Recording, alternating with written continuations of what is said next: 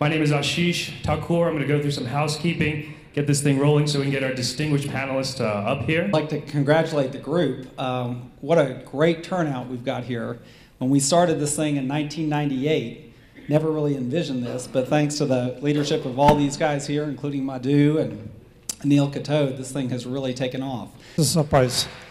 But anyway, my name is Chris Caddy. I've been president of the Allied Informatics for the last 15 years. We are in software consulting and integration between legacy systems and SAP. And every time I get to Thai, I feel like this is the place where I wanted to be. And I see Thai giving nurture to the entrepreneurs. And I see the young entrepreneurs, we are going to develop them instead of just working for somebody, and they can be independent. The first one, which is probably most dear and dear to me, is this program called Thai Young Entrepreneurs.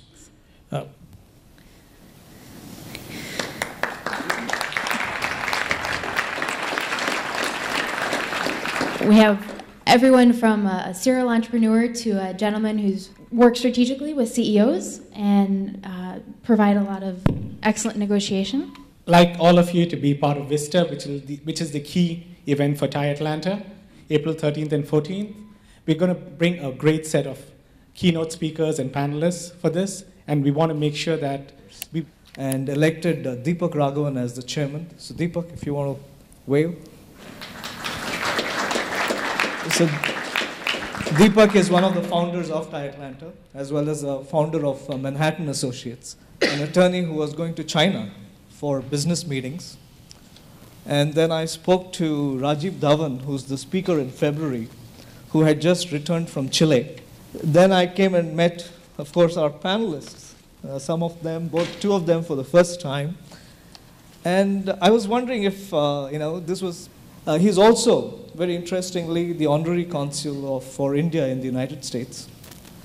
And an adjunct professor, he wears many hats, man of many talents, adjunct professor at Emory, Georgia Tech, Georgia State. And last but not least, we have Karsten Bodell, Vice President Marketing with the General Business Enterprise of IBM North America. So she brings yet another different perspective, which is very strong familiarity with technology services. She started her career with Arthur Andersen. So Barry, what do you see as some of the opportunities, especially for American companies, as well as startups, both established companies and startups, when you look at the world today, what are some of the hot spots, and where do you see opportunities arising? So I'll answer that with a little bit of a bias, because I'll talk about it from the payments perspective, which is what my company does, but then I'll be a little more generic. And I'm not sure that I have a huge news flash here for you, but we're looking at First Data at a bunch of markets that are called the BRIC countries: Brazil, Russia, India, China, but we add a K and an A to the list. So the K stands for Korea, and A stands for the ASEAN countries in Southeast Asia. The next Google, I put my effort into trying to find a way to bring some more basic services in a better, more efficient way to the quite literally billions of consumers that are not served today. The overall political environment, if anybody ever tried to invest in Hungary early this century or early last century, there's some things that got taken over. Human capital, what kind of skills and capabilities are there? The physical infrastructure, back to they don't have the basics of a credit card, so you're going to have to run your business over cell phones, right? What's the economic recovery look like in those countries if they're going through some challenges? And then the effectiveness of the government. So those are the kinds of things we looked at to pick the 20. I'd say if I were to look at just the IT market opportunity to give you a sense for it, the growth rates, right now China is 11%, so China and India are very, very high as far as our capabilities.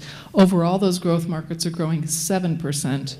And then franchising process, and usually our franchisees are not really challenged by financing. It's not been that big issue of the new franchisees that have come on the last 5 years. They're generally very well-financed groups, looking at new opportunities. Some first time in the restaurant business, others are multiple brands, just taking another product line to deliver.